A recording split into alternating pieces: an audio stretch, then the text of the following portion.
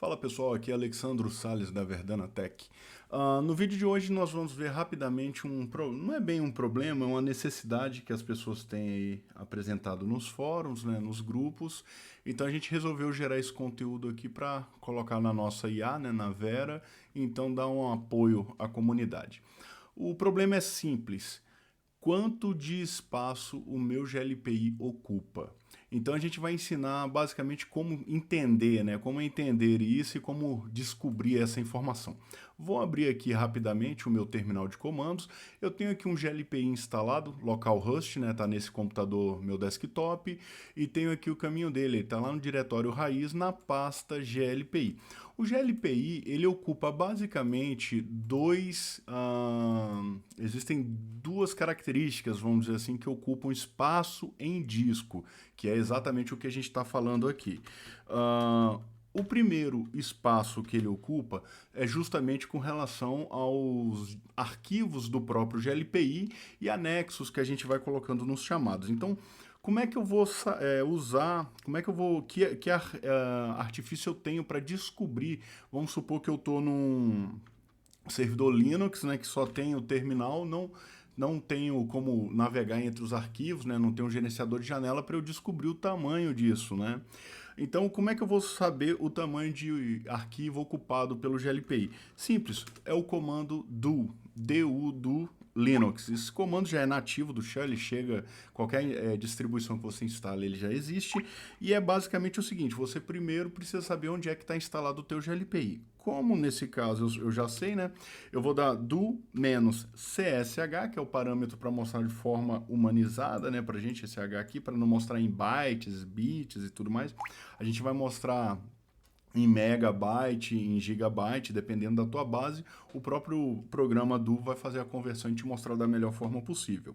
E agora a gente usa o caminho var www html glpi. Aqui é o diretório onde está instalado o danado do GLPI. Então tudo que eu preciso fazer é dar um do-csh, espaço aqui, né, e o caminho do GLPI. Quando eu dou Enter, então ele vai me mostrar quanto de arquivo que eu estou consumindo. Ó. Veja que aqui ele me deu 686 megabytes.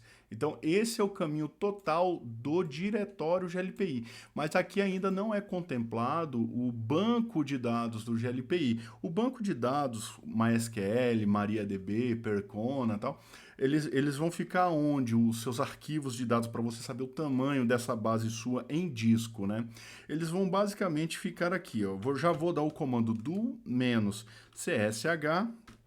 barra var lib MySQL, e aqui dentro eu vou colocar um asterisco e vou explicar. O asterisco ele vai pegar, aqui eu dei só GLPI, então ele vai pegar desse diretório GLPI e te mostrar o resultado total, que foi o que ele fez aqui. Aqui como eu coloquei MySQL barra asterisco, ele vai te mostrar todos os arquivos e diretórios presentes nesse diretório e mostrar o tamanho de um por um de forma independente. Certo? Isso eu fiz de propósito para que a gente pudesse analisar.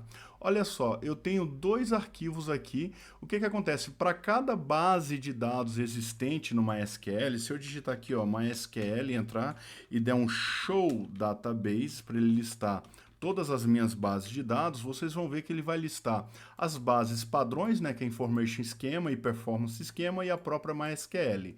E fora isso, eu tenho duas bases de dados aqui, uma chamada GLPI underline bug e uma outra chamada GLPI DB. Mas qual eu estou usando? E esse é realmente o X da questão.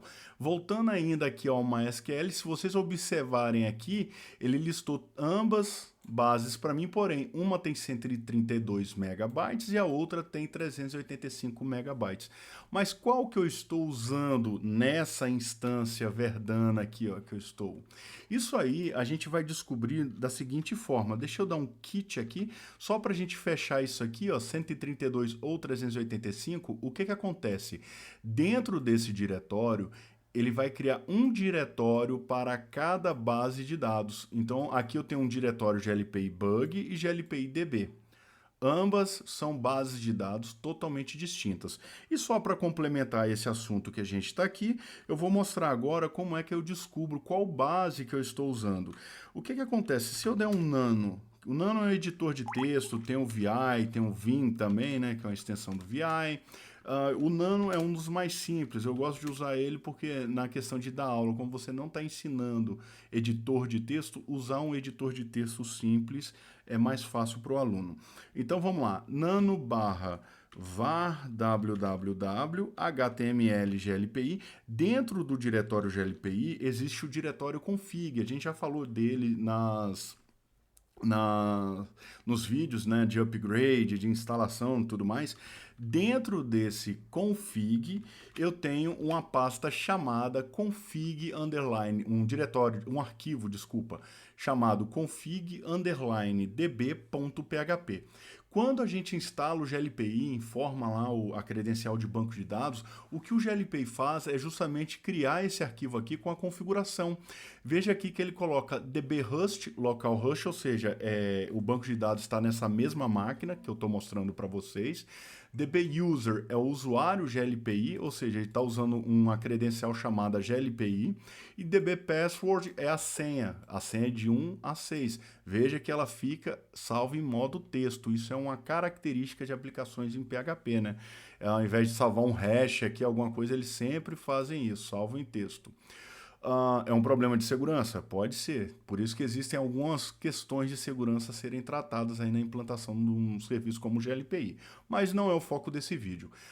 O que nos interessa também agora é o DB Default, que está aqui, ó, o default, qual é o banco de dados que nós estamos usando? É o GLPI Bug. Então, se eu for passar para alguém essa informação de quantos megas eu vou precisar prover pelo menos lá na outra ponta para eu migrar o meu serviço, coisas desse tipo.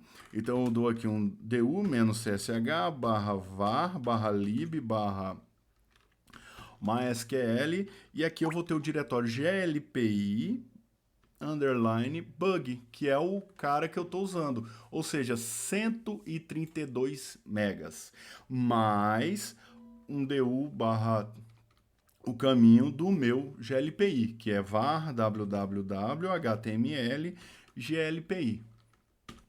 Ou seja, vou precisar aí de 686 megas, vamos arredondar para 700, mais 132 megas, que vamos arredondar para 200. Então, no mínimo 900 megas, que aí já arredondando 1 GB também, para eu poder migrar e começar a operar. Quanto tempo isso vai durar na minha base? Aí não tem como a gente fazer isso apenas analisando esses dados, né? Por quanto tempo 1 GB vai ser suficiente?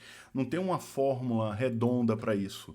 Isso vai depender do histórico do uso do seu sistema, volume de atendimentos de dados que estão sendo inseridos, volume de arquivos, né, que a gente está colocando em anexo. Muitas vezes isso pode ter sido no início da operação, foi inserido muito manual, muito procedimento e daqui para frente é meramente texto de chamado que vai entrar, não sei. Cada caso é um caso, né? Mas enfim, então com esses dados aqui a gente sabe que com 900 megas você migra, opera normal, com 1 GB você ainda ganha algum tempo aí relativamente...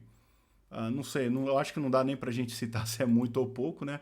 Porque cada caso é um caso. Mas enfim, com uma instância de 1 GB lá na outra ponta, para onde eu vou migrar meu serviço, eu consigo trabalhar. Muito tempo, pouco tempo? Vai depender do meu histórico. Beleza? Então a dica é justamente deixar isso aí para vocês. Primeiro, o comando do que a gente usa com parâmetro "-csh", para a gente poder ver o tamanho, né, do diretório e principalmente o caminho onde eu pego esse banco de dados lá no GLPI. Beleza? Fechou? Só isso mesmo, vídeo rápido, fiquem com Deus, boa sorte aí, paz, sucesso para todos e até a próxima.